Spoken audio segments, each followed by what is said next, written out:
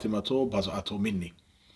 आज हम एक ऐसे मौजू को आपके सामने पेश करने जा रहे हैं जिसकी हकीकत से इस्लाम के किसी मकतबा फ़िक्र ने कोई इनकार नहीं किया। तारीख़ में बग़ैर किसी इख्तलाफ के इसे लिखा गया है, लेकिन इसको दो मुख्तलिफ नज़रियात से देखा जाता है। ये वाक़या एक जागीर, एक प्रॉपर्टी जिसे फ़दक कहते हैं, उसके मुताल्लिक है। रसूलुल्लाह सल्लल्लाहु अलैहि वसल्लम की साहबजादी जनाब सैयदा फ़ातिमा ज़हरा सलामुल्लाह अलैहा और एक सहाबी रसूल खलीफतुल मुस्लिमीन हज़रत अबू बकर के दरमियान ये जागीर का एक मसला है। इस वाक़े की सेहत से किसी मौर्रख ने इनकार नहीं किया, लेकिन दो तरह के नज़रियात पाए जाते हैं। पहला नज़रिया ये कि यह जागीर रसूल की बेटी की मलकियत थी और उनका मुतालिबा हक पर था। दूसरा नज़रिया यह है कि रसूल की एक हदीस के मुताबिक ये प्रॉपर्टी, ये जागीर उस दौर के मुसलमानों का हक थी और उम्मत का हक थी और खलीफतुल मुस्लिमीन का फैसला हक पर मबनी था। आज तक इस मौजू पर हज़ारों दलाइल, सैकड़ों किताबें, मुबाहसे, मुनाजरे हो चुके, लेकिन अभी तक उम्मत एक नज़रिया पर मुत्फिक ना हो सकी। इसकी मुख्तलिफ वजूहात हैं जो हम आज आपके सामने बयान करना चाहेंगे। गुज़िश्ता सालों की निस्बत इन सालों में इस मौजू पर ज़्यादा बहस इसलिए हुई कि अब हमें हकाइक को तलाश करने के लिए ज़्यादा तरद्दुद की ज़रूरत नहीं होती। अब 5th जनरेशन का दौर है, ग्लोबल विलेज बन चुकी है दुनिया। अब हम किसी भी हकीकत को तलाश करने के लिए हमें ज़्यादा तरद्दुद नहीं करना पड़ता, बल्कि आपके फिंगर टिप्स के नीचे दुनिया की लाइब्रेरियाँ मौजूद हैं और किसी एक मौजू के मुतल्लिक आप मुख्तलिफ मवाद इंटरनेट से हासिल कर सकते हैं।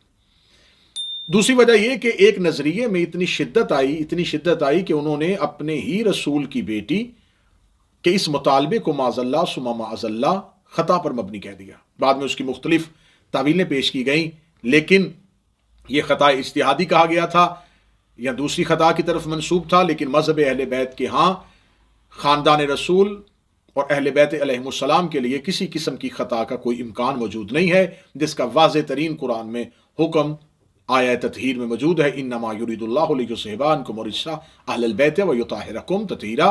खुदा ने इन्हें हर किस्म के रिजस से दूर रखा हुआ है।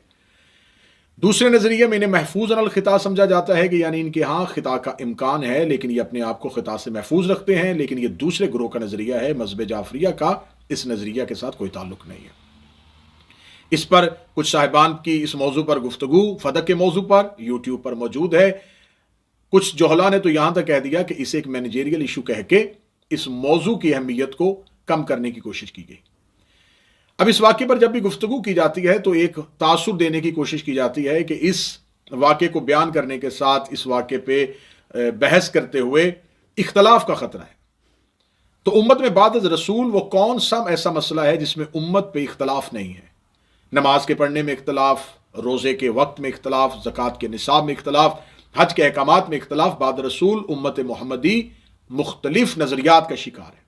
हम हर फरूई मसले पे और हर तारीखी मसले पे तकरीबन इख्तलाफात का शिकार है, लेकिन इन तमाम तर इख्तलाफात होने के बावजूद हम एक दूसरे के साथ मोहब्बत के साथ ज़िंदगी भी गुजारते हैं। हम एक दूसरे के साथ मुआशरती तौर पर बेहतर ज़िंदगी गुजार रहे हैं।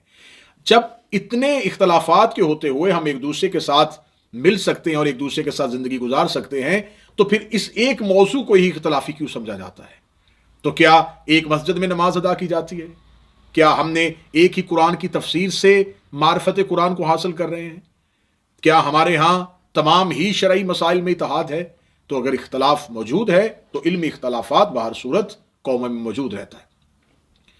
हम भी चाहते हैं कि इस इख्तलाफ का हमेशा के लिए खात्मा हो, ताकि किसी एक मंतकी नतीजे तक पहुंचा जा सके।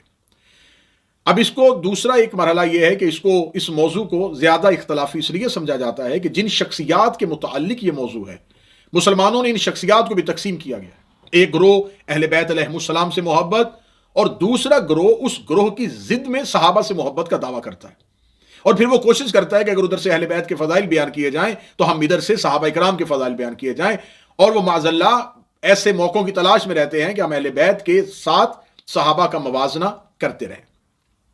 अब उनके यहाँ सहाबा इकराम की फजीलत बयान करना ज़रूरी समझा जाता है, और यकीनन जिन्होंने रसूल के साथ सोहबत में ज़िंदगी गुजारी हो उनकी फजीलत हमें बयान की जाए। अगर इस मौजू को किसी शख्सियत के मामले में